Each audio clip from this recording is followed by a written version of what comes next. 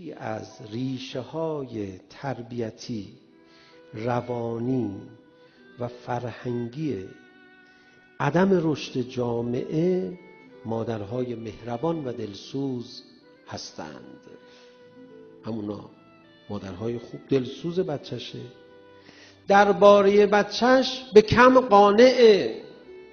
الحمدلله الحمدلله بچم نمازشو میخونه، بچم دینشو داره، الحمدلله.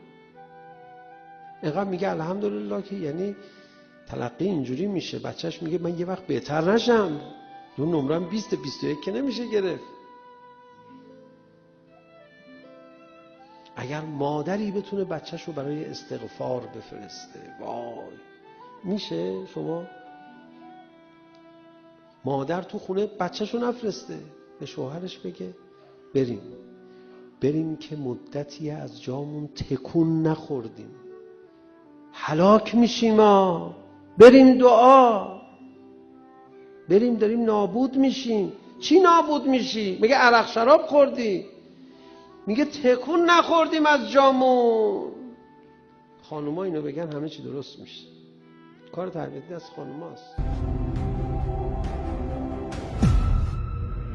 اینجا مرکز مقاومت است.